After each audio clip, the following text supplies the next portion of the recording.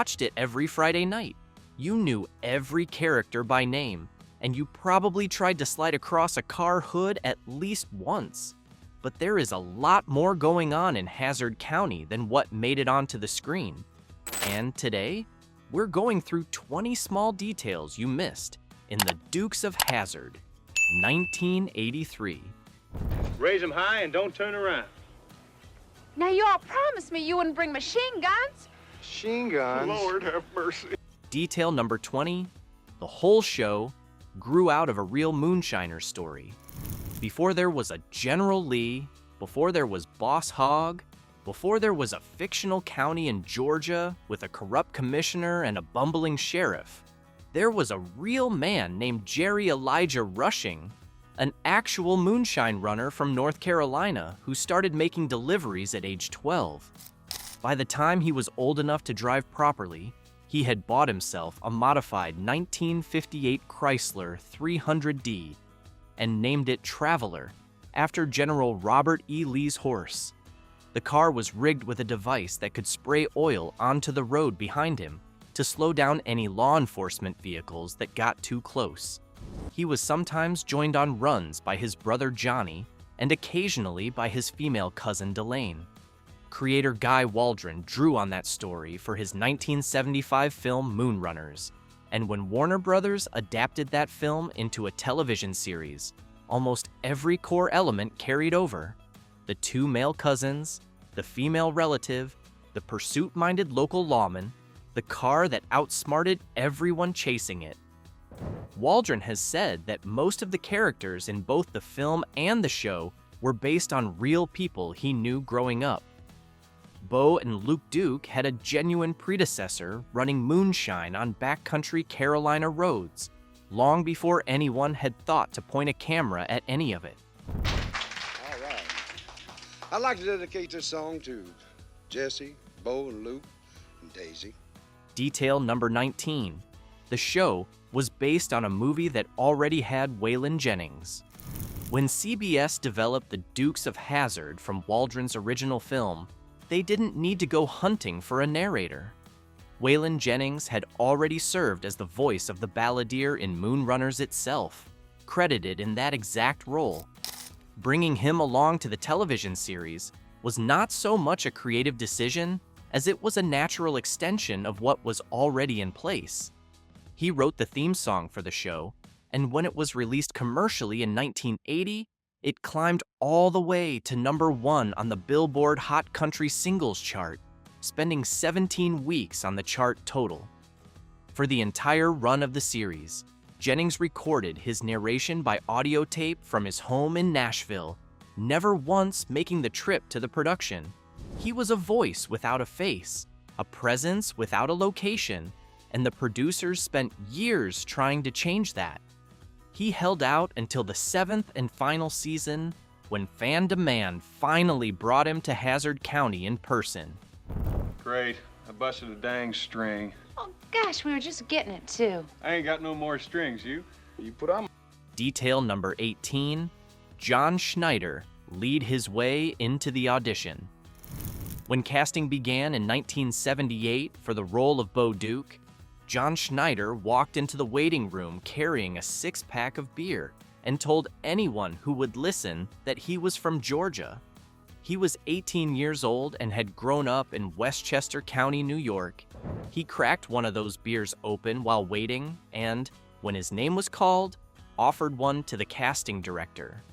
Schneider has told this story himself over the years, always acknowledging that it was not the correct way to audition, but the show needed someone who could project that easy, loose, sun-soaked confidence of a Southern boy who didn't worry too much about consequences, and walking into a casting room with a beer and a fake accent was about as good an audition as you could give.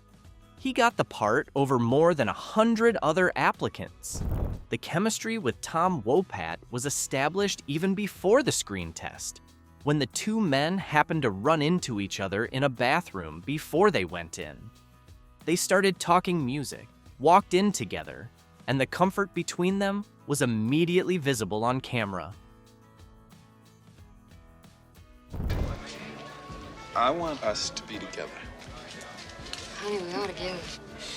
Come on, you know what I mean. Detail number 17. Dennis Quaid almost played Luke Duke. Tom Wopat became so thoroughly identified with Luke Duke over 6 seasons that it is hard to picture the show with anyone else in that role. But Dennis Quaid had been genuinely interested in it during the casting process. His condition was that his wife at the time, actress PJ Soles, be cast alongside him as Daisy Duke. The producers had already set their sights on Catherine Bach for Daisy, and that decision held. Quaid walked away when the package he wanted wasn't available. Wopat stepped in. It is one of those small, quiet turning points in television history.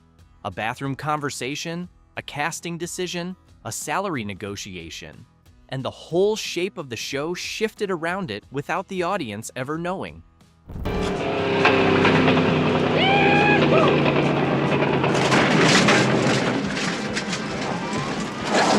Detail number 16. The General Lee's iconic horn was bought off a stranger for $300. The Dixie horn, those opening notes that blared out every time one of the Duke boys hit the button before a turn or a jump, was not part of the original design for the car. During filming of the pilot episode in Covington, Georgia, producer Guy Waldron was sitting at breakfast in the town square when a car drove past with a horn playing Dixie. He and another director immediately pushed back from the table and chased the car down on foot. When they caught up with the driver, they told him what they were doing and offered him $300 for the horn right there on the street. The driver agreed. The horn was pulled from his car, and it was installed in the first General Lee that afternoon. That entire exchange happened because someone happened to drive past at the right moment while 2 television producers were eating breakfast. The most recognizable sound on the show was an impulse buy.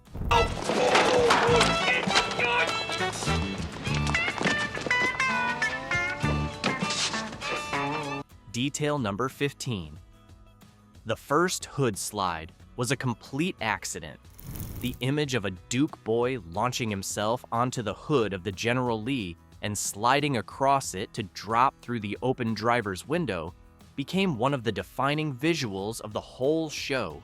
It was built into scripts, it was practiced, and it was expected by audiences every week.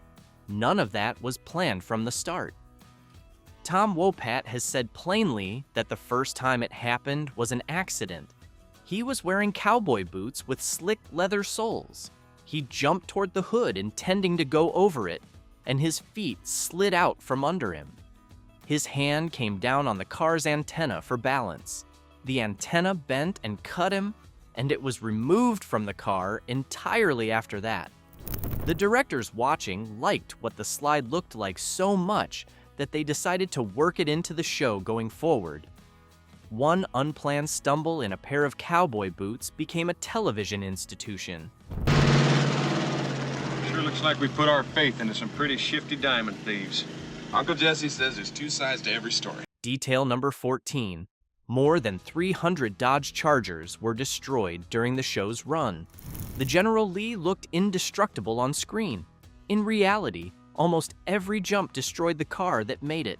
Landing after a ramp jump would bend the frame, push the radiator back into the fan, and leave the car undrivable. John Schneider has estimated that somewhere around 329 Chargers were consumed over the course of the show, roughly 2 per episode. The production had scouts driving through parking lots, and at points, flying over residential neighborhoods and aircraft to locate available 1969 Dodge Chargers.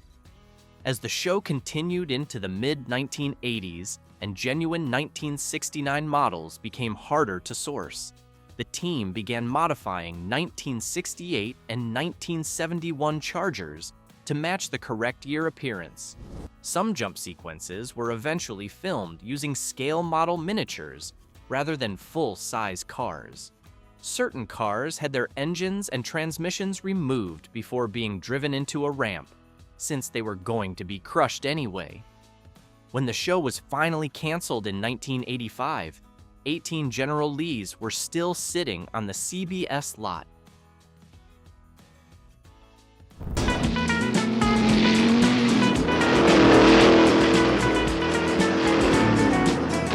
Detail number 13. The cement in the trunk was there for a very specific reason. Each jump required a level of engineering that was invisible to the audience watching at home. In the early days of filming, the jumps frequently went wrong. The front heavy weight distributions of the Dodge Charger caused cars to flip forward or nosedive on landing, which wrecked the car, looked terrible on camera, and put the stunt crew at risk.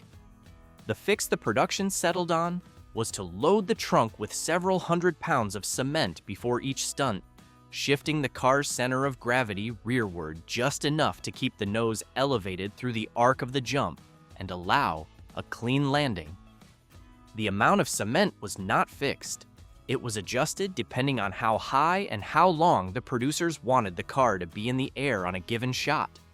A heavier load meant a lower, flatter trajectory. A lighter load let the car climb higher. For the famous opening credits jump, which covered 82 feet horizontally and peaked at 16 feet off the ground, the weight had been worked out carefully in advance. That jump, the one that opened every single episode of the show, was the result of ballast calculations in a Dodge Charger's trunk. Most viewers spent 6 seasons watching it and never once asked how it was done.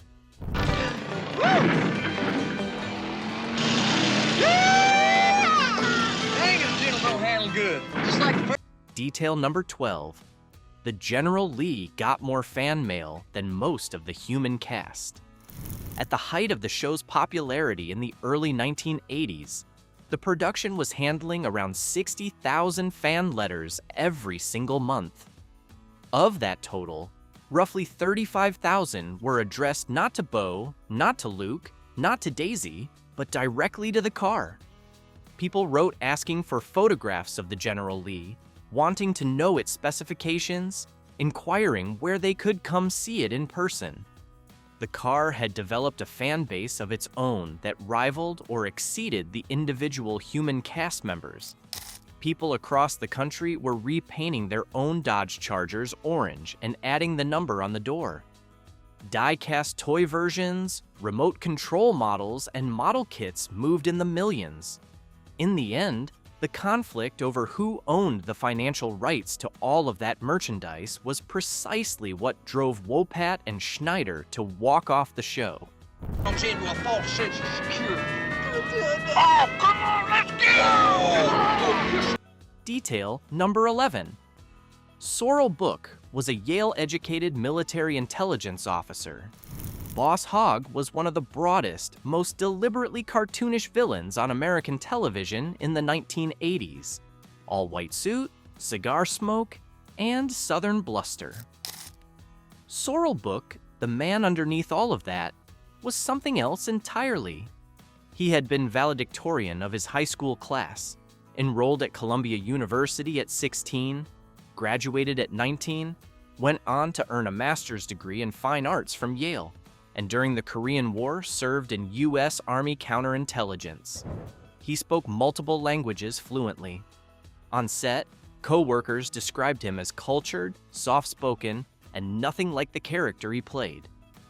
Booke modeled Boss Hogg's drawl on the voices of actual U.S. Senators Sam Ervin and Strom Thurmond, studying them carefully.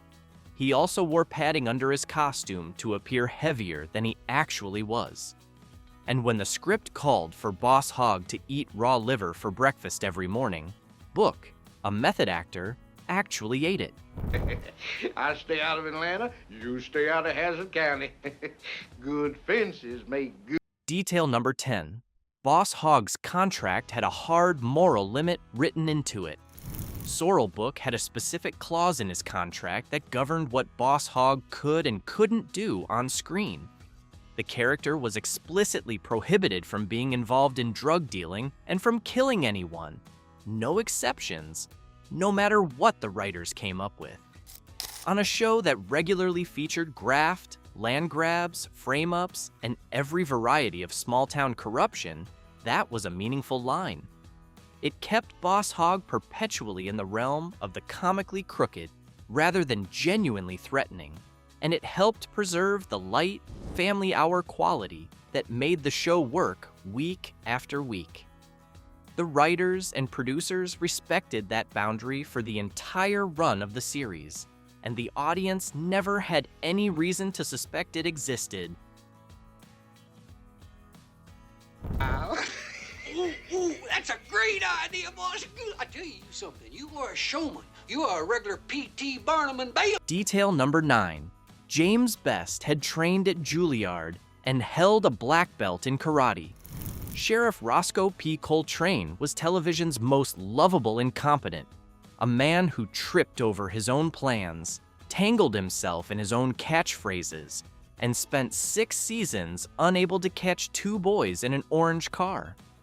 James Best, who built that character week after week, had trained at the Juilliard School, one of the most selective performing arts institutions in the country. He also held a black belt in karate. The precision of the physical comedy he delivered as Rosco, the slips, the stumbles, the moments of perfectly timed slapstick, came directly from a performer who understood his body and understood timing in a way that only years of serious training can produce. The goofball was, underneath it all, a disciplined craftsman.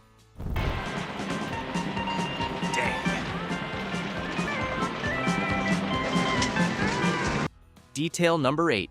Filming moved from Georgia to California after 5 episodes.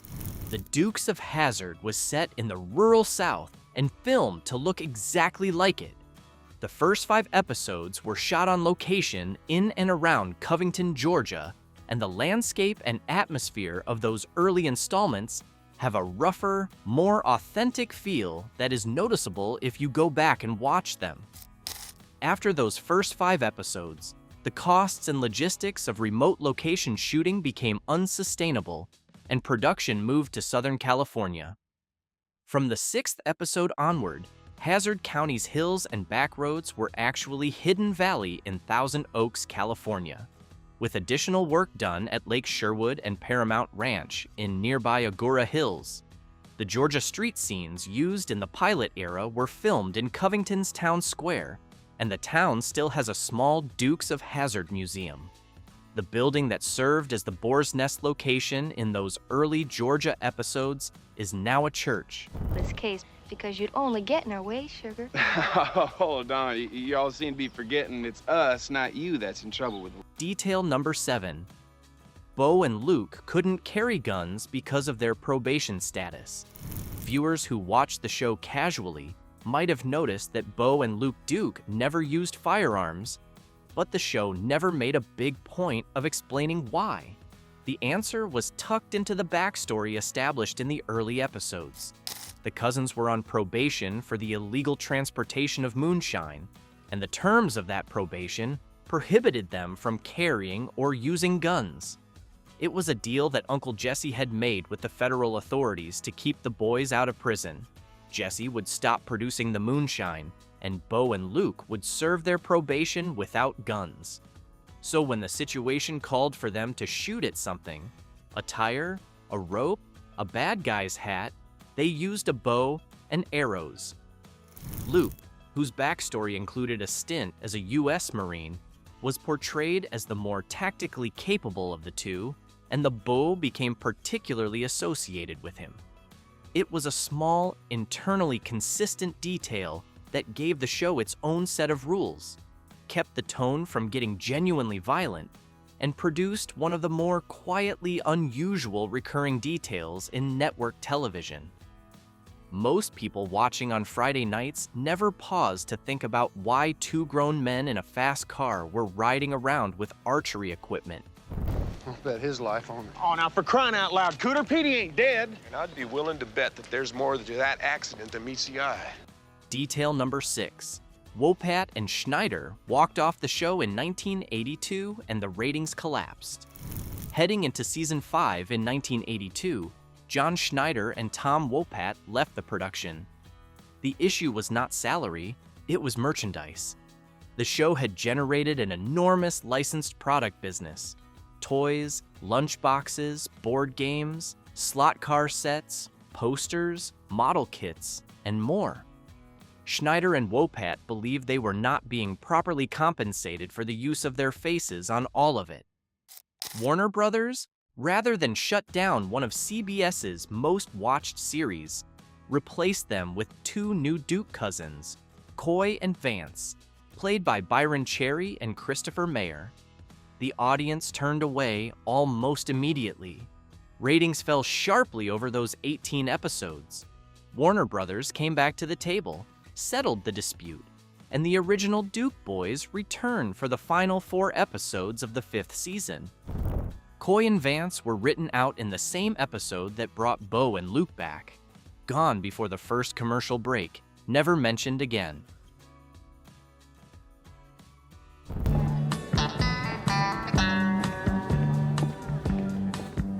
Stars in the apartment upstairs. We'll be watching the door. Detail number 5. Daisy Duke shorts were Catherine Bach's own idea and weren't even supposed to be in the show. The character of Daisy Duke was originally written to wear ruffled skirts. On the first day of filming, the costume department had a specific look in mind: a skirt, go-go boots, a white turtleneck, and a blonde wig. Catherine Bach arrived with a completely different idea. She brought her own clothes from her personal wardrobe: a pair of denim cut-off shorts, a crop top, and cowboy boots. She had been inspired by the clothes she had seen waitresses wearing at roadhouses in Georgia while the first episodes were being filmed there, and she thought that look was truer to the character than what had been planned. The producers agreed immediately, and the skirt and wig never made it to camera. Those cutoffs became so closely associated with the show and with Bach's portrayal of Daisy that they entered the American vernacular permanently.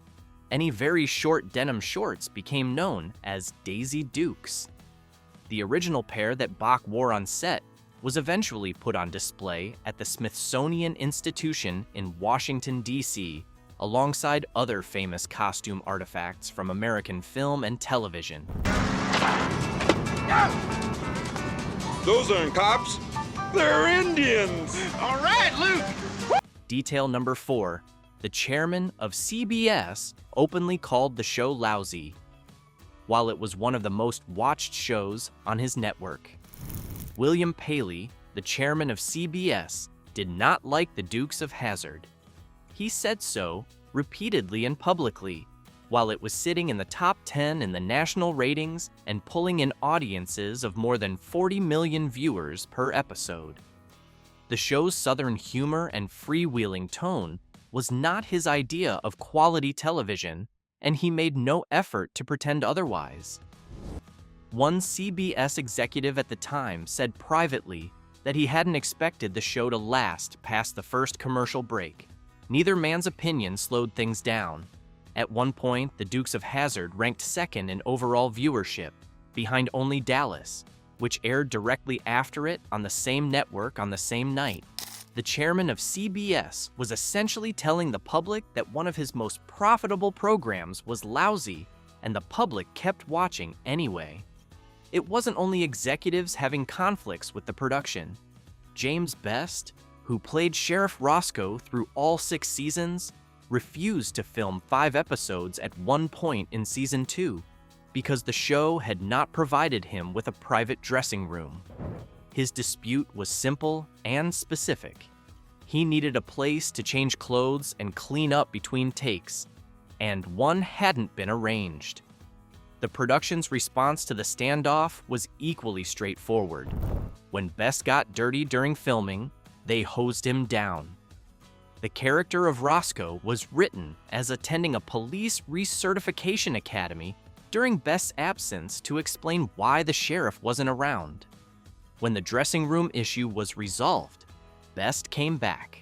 Because y'all won't believe this, but I got you a fare. A couple of dudes out here on Shady Lane about a half-mile east of Orchard Way. And they look like real... Detail number 3. Cooter the mechanic was elected to the United States Congress. Ben Jones played Cooter Davenport through all 6 seasons of the show, the good-natured mechanic in Hazzard County who kept the Duke boys' car running and had their backs in every situation. After the series ended in 1985, Jones pursued politics. He ran as a Democrat in Georgia and won, representing the state's 4th congressional district in the U.S. House of Representatives for 2 terms, from 1989 to 1993. It is a fairly unusual career arc even by the standards of actors who move into public life. Jones later opened a chain of Dukes of Hazzard-themed shops called Cooter's Place, with locations in Luray, Virginia, and Pigeon Forge, Tennessee, keeping the show alive for fans who still make the trip to see the memorabilia. Couldn't find him anywhere. You must have really made him disappear. Well, of course I did. I'm the great... Detail number 2, only 2 characters appeared in every single episode of the entire run. Across 7 seasons and 147 episodes, only 2 characters were in every single one, Boss Hogg and Uncle Jesse Duke. Even Bo and Luke, the cousins whose adventures were the whole premise of the show, were absent during the Coy and Vance portion of Season 5. Daisy Duke appeared in all but 1 episode, Season 3's To Catch a Duke. The General Lee itself was missing from just 1 episode, the 3rd installment of Season 1, Mary Kay's Baby. When you consider the whole structure of the series with that in mind, it was the corrupt commissioner and the wise old family patriarch, the schemer and the moral anchor, who held the whole thing together from the first episode to the last. Well, I got hijacked a while ago. They took off down the road that way in the truck. What? Listen, you stay here right under the shade tree. Me and Bo get it back for Hey, wait a minute, boys. Now, wait a minute. Don't be going... Detail number 1. Waylon Jennings narrated from Nashville the entire run, and the audience never knew he wasn't on set. For 6 full seasons, Waylon Jennings was the voice that connected every scene, every freeze frame, every cliffhanger before a commercial break. That warm, unhurried country voice told you what was happening, told you what had already happened, and offered observations about Hazzard County life that felt like they were coming from someone who had been there for decades. He did all of it from his home in Nashville. The production sent scripts, he recorded his narration on audio tape and sent the tapes back, and that was the arrangement for the entire run. He never visited the set. The producers lobbied for years to get him in front of a camera because fans had asked repeatedly to actually see the balladeer. Jennings felt that staying off screen kept the character's mystique intact, and he held that position season after season. In the 7th and final season, he gave in. The episode was titled Welcome Waylon Jennings, and he played himself as an old friend of the Duke family. After 6 seasons of only hearing that voice, seeing the face behind it was the kind of moment that meant something to people who had been watching since the very beginning. Hazzard County looked simple from the outside. A couple of good old boys, a fast orange car, and a crook in a white suit. But behind every chase scene, every jump, and every freeze frame was a set of details and decisions and accidents that most people watching at home never knew were there. If you enjoyed going through all of this, hit that like button and subscribe. There are plenty more of these coming your way. We'll see you in the next one.